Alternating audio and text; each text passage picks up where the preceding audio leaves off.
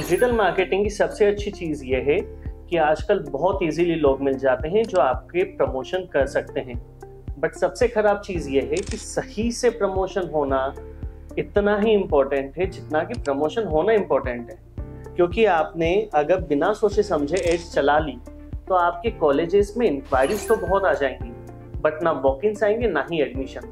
So hello everyone, I am Siddharth and with my years of experience as digital marketing trainer and consultant, आज के इस video में मैं आपको एक प्रॉपर डिजिटल मार्केटिंग स्ट्रेटेजी बताने वाला हूँ फॉर कॉलेजेस, जिसके थ्रू आप ना ही सिर्फ इंक्वायरीज जनरेट कर पाओगे बल्कि जो आपकी टारगेट ऑडियंस है, जो आपकी टारगेट लोकेशंस हैं, उनके बीच में अपने कॉलेज की ट्रस्टवर्दीनेस भी बढ़ा पाओगे और साथ ही साथ जो आपके पास इंक्वायरीज आ रही है वो वॉक-इन्स में भी कन्वर्ट होंगी एंड एडमिशंस में भी कन्वर्ट होगी।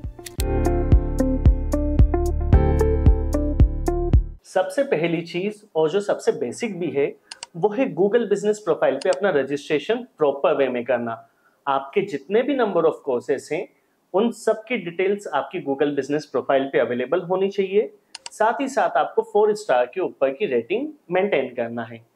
देखो, एक चीज सिंपल सी है कि कॉलेजेस में बच्चे थोड़े रिबेलियस होते हैं तो किसी ना किसी चीज को लेकर नेगेटिव रिव्यूज तो आएंगे। आपने अगर उनका रिप्लाई प्रॉपर्ली करा, बस इतना ही सफिशिएंट है उन नेगेटिव रिव्यूज का सैनिटाइजेशन करने का। ये वैसे चीज तो सबसे बेसिक है, बट बहुत सारे कॉलेजेस, कई बार ये होता है कि उनके नाम से भी सर्च करें तो उनकी गूगल प्रोफाइल नहीं आती है। तो इस चीज को प्रॉपर्ली करें। एंड गूगल सर्च एक बहुत टिपिकल पार्ट है जो कि मैं हर किसी को रिकमेंड नहीं करूंगा, क्योंकि जो एग्रीगेटर वेबसाइट्स हैं उनका एसईओ इतना प्रॉपर है कि आप कितने भी कीवर्ड्स के लिए रैंकिंग करने की कोशिश करो बट वो नहीं हो पाती है। तो इसके लिए एक बेसिक सी टिप अगर मैं आपको बताऊं तो लेट से कि आप एक नर्सिंग कॉलेज रन करते हैं। नर्सिंग कॉलेज में मध्य प्रदेश की स्पेसिफिकली बात करूं तो पीएनएसटी एग्जाम होना कंपलसरी हो गया है। अब अगर एसईओ करने के लिए आप इस तरीके की स्ट्रेटेजी लेके चलें कि पीएनएसटी के मॉक पेपर्स आप अपनी वेबसाइट पे अपलोड करें, जो कि बहुत ज्यादा सर्च हो रहे हैं, PNST sample paper, PNST mock paper, ऐसे ही हर एग्जाम के लिए सर्चेस होते हैं। या फिर अगर आप नोट्स अपलोड करना शुरू करें, लेट से कि आप बीटेक कराते हैं, अब बीटेक फर्स्ट ईयर नोट्स, जब इस तरीके की कीवर्ड्स पे आप एसईओ करेंगे तो वो करना कंपैरेटिवली इजी है। लोगों की ट्रस्टवर्दीनेस भी आपके ब्रांड में बनेगी, क्योंकि वो लेट से कि बीटेक का पर्सन सर्च कर रहा था, उसको आपके नोट्स मिले, उसने 3-4 साल आपके नोट्स में से पढ़ा। जब उसको एमटेक करना होगा, हायर एजुकेशन करना होगा, वो आप ही को कंसीडर करेगा। तो इस तरीके की छोटी छोटी इंफॉर्मेशंस हैं। एंट्रेंस एग्जाम टारगेट करेंगे तो यूजी एंड पीजी कोर्सेज दोनों में फोकस कर सकते हैं। एंड अगर आपको पीजी फोकस करना है तो उसके कंपेरेटिवली जो यूजी कोर्सेज हैं उन कीवर्ड्स पे आप अपने इस पे रैंक करवाइए। साथ ही साथ मैं आपको बोलूंगा यूट्यूब पे फोकस करिए। देखिए, होता क्या है, स्कूल एडमिशन का डिसीजन होता है पेरेंट्स के हाथ में, बट कॉलेजेस एडमिशन का डिसीजन होता है बच्चों के खुद के हाथ में। और most of the time decision लेने के लिए वो या तो अपने रिलेटिव के पास जाते हैं, जिस पे आजकल बच्चों को विश्वास नहीं है, या दूसरा यूट्यूब और गूगल पे जाते हैं। तो जब बच्चा गूगल पे कोई चीज सर्च करे तब तो टारगेट करना बहुत डिफिकल्ट है, बट यूट्यूब पे करना बहुत ईजी है। अगर आप सर्च में नहीं भी आ पाएंगे तो एटलीस्ट सजेस्टेड वीडियोस में आ जाएंगे। तो जो भी आपके कीवर्ड्स हैं, लेट से आप एक कोर्स करा रहे हैं जो कि पर्सन आफ्टर बी फार्मा करता है, ठीक है, तो आप कीवर्ड्स फोकस कर सकते हैं, courses after B pharm, scope after B pharm, इस तरीके के कीवर्ड्स को आप फोकस कर सकते हैं। तो ये 2-3 तरीके हैं कीवर्ड्स में अपीयर होने के, जो कि डिफिकल्ट टू डू है। हमारी कंपनी की एक्सपर्टीज इसके लिए, क्योंकि हम मोस्टली यूट्यूब में फोकस करते हैं, तो हमें जब कोई भी कीवर्ड रैंक कराना होता है तो हमारे लिए इजी होता है। बट अगर आप एक किसी एजेंसी के इसमें उलझ जाएंगे ना, तो पैसे भी आपके बहुत लग जाएंगे, रिजल्ट भी नहीं आएगा। तो मैं बोलूंगा कि इसे लीस्ट प्रायोरिटी पे रखिए, बट अगर आपके पास एक्सपर्टीज है तो ये चीज कर सकते हैं। अब आते हैं मेन चीज, आप अपनी रेपुटेशन कैसे बिल्डअप करेंगे। देखो, मैंने आपको बताया सर्चेस में अपीयर होना थोड़ा डिफिकल्ट है। अगर आप अपीयर हो भी जाओगे तो गूगल बिजनेस प्रोफाइल के थ्रू नियर बाय लोकेशंस में हो जाओगे। बट कॉलेज एक ऐसी चीज है जिसमें जितने स्टूडेंट्स आपकी सिटी से आते हैं उससे ज्यादा स्टूडेंट बाहर की सिटी से आते हैं। आप अगर टीयर 2 सिटी से हैं तो आपके बच्चे जो टीयर 2 के हैं वो टीयर 1 में जाना प्रेफर करेंगे, बट यही विलेजेस के बच्चे आपके यहाँ आना प्रेफर करेंगे। तो ये चीज़ बहुत कॉमन है। तो अब आप कैसे अपने कॉलेज की सोशल मीडिया प्रमोशन कर सकते हैं, अपन उस पर डिस्कस करते हैं। आज की तारीख में ऑलमोस्ट हर स्टूडेंट इंस्टाग्राम पे तो अवेलेबल है, बट इन केस अगर हम विलेजेस की बात करें तो अभी भी फेसबुक का चलन बहुत ज़्यादा है।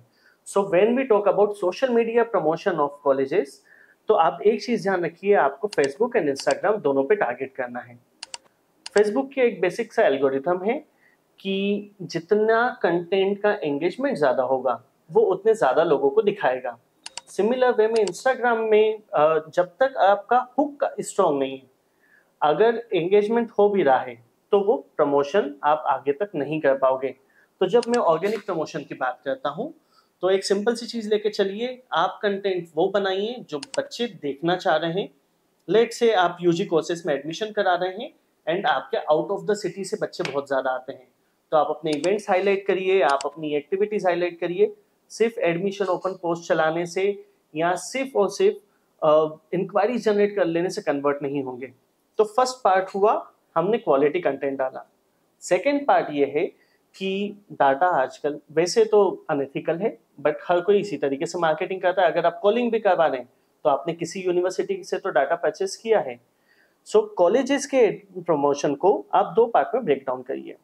एक पार्ट है आपकी यूजी कोर्सेज, सेकेंड पार्ट है पीजी कोर्सेज। यूजी कोर्सेज की अगर मैं बात करूं तो जो एवरेज एज होती है स्टूडेंट की वो होती है 17 to 19। इस एज में इशू ये आता है कि फेसबुक पे 18 ईयर्स से कम एज वाले लोगों पे आप टारगेटिंग नहीं कर सकते हैं। वो इन जनरल चलता है, इन जनरल सिटी वाइज चलता है, आप उसमें विलेजेस को भी टारगेट नहीं कर पाते हैं।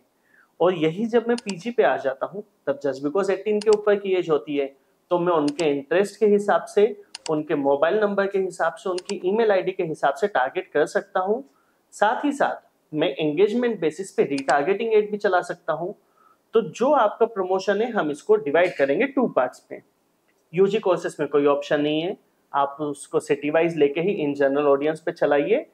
फेसबुक का सिस्टम खुद डिटेक्ट करेगा, जो इंक्वायरीज आए देन आप उनको व्हाट्सएप पे रीटारगेटिंग कर सकते हैं। साथ ही साथ अच्छा कंटेंट जब आप डालेंगे तो वो भी उन्हें दिखेगा।